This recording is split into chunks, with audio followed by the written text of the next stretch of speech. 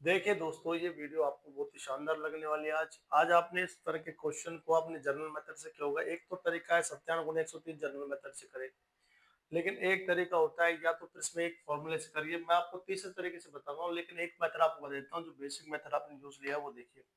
जैसे 97 है, इसको हम लिख सकते हैं 100 माइनस में 3 गुणा, और 103 को लिख सकते हैं 100 प्लस में 3। तो यहाँ अपने पास सूत्र बन गया ए स्क्वायर माइनस बी स्क्वायर, यानी 100 का स्क्वायर माइनस 3 का स्क्वायर।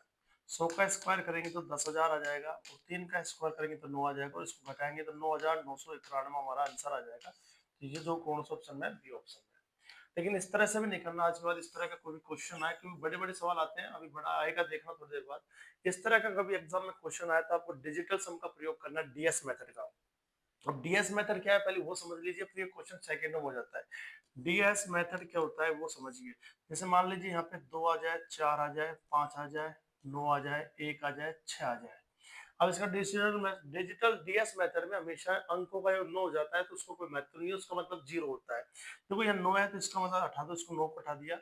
4 और 5 कितने होते हैं, 9, इसको हटा दिया। 6 और 2 और 1 3, 6 और 1 7 और 2 9, ये क्या, इसका मतलब इसका डिजिटल सम कितना है, 0 है। जैसे एक और बताओ सर, तो यहाँ 7 आ जाए, यहाँ 2 आ जाए, 5 आ जाए, 4 आ जाए, 1 आ जाए, 2 आ जाए, इसका बताओ। देखो 7 और 2 9, ये कट गया, 7 5 और 4 9 कट गया, 1 और 2 कितना है, 3, तो इसका डिजिटल सम कितना है, 3 है। बात समझ आ गई आपको। तो यहाँ डीएस मेथड का मतलब अंकों का योग 9 आना चाहिए। देखो अब हमने क्या किया, देखो जैसे हमने डीएस मेथड देखा इसका, ये 9 तो हट जाएगा, और 3 और 1 कितना होता है, 4, ऐसे जोड़ो। 9 और 7 16, 16 का जोड़ेंगे तो 7 क्या आएगा, तो इसका डीएस कितना आएगा, 7। 9 को हटा दिया, कितना बचेगा, 7 गुणा में। तो देखो 1 प्लस 3, 1 प्लस 0 प्लस 3 करेंगे तो कितना आएगा, 4, और 7 गुणा 4 करेंगे तो 28, और 28 को जोड़ेंगे 8 और 2 कितना होगा, 10, और फिर 10 को फिर जोड़ेंगे तो क्या आएगा, 1। तो इसका मतलब प्रश्न का जो भी क्वेश्चन हमारा, उसका डीएस मेथड लगाने पर डिजिटल सम कितना आया, 1 आया। तो अब एक जिस ऑप्शन में होगा वो बिल्कुल क्या होगा, सही होगा। तो हमने देखो तो 9 से 9 कट गया, 9 कट गया, तो बोलो कितना आ रहा है, 7, जो बिल्कुल क्या है, गलत।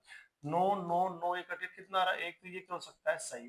देखो 9 9 एक कट गया, 8 1 9, ये भी कट गया, क्या आ रहा है, 0, ये भी क्या है, गलत। 9 9 8 1 9, ये भी कट गया, तो ये भी क्या आ रहा है, 0, ये भी क्या है, गलत। तो डिजिटल सम केवल ऑप्शन बी में ही है, जिसमें कितना आ रहा है, 1, और प्रश्न में भी कितना आ रहा है, 1, तो इसका मतलब कौन सा ऑप्शन आ जाएगा, बी ऑप्शन आ जाएगा। कुछ करने की आवश्यकता नहीं है। बड़े इंपॉर्टेंट क्वेश्चन ये सेकंड में कर सकते हैं। देखिए दूसरा क्वेश्चन देखिए। अब इस क्वेश्चन को आप वीडियो को पॉज करना और खुद बनाने का प्रयास करना। अब इस क्वेश्चन को हमने देखा, देखो यहाँ से 9 9 9 कट गया, कितना आया, 1 आया, गुणा 9 9 कट गया, तो यहाँ कितना है, 1, तो इसका डीएस डिजिटल सम कितना आ रहा है, 1 आ रहा है इसका भी। अब इसमें चेक करते हैं। 9 9 तो कट गया ये वाला, तो बोलो 1 और 1 कितना है, 2, तो ये बिल्कुल क्या है, गलत।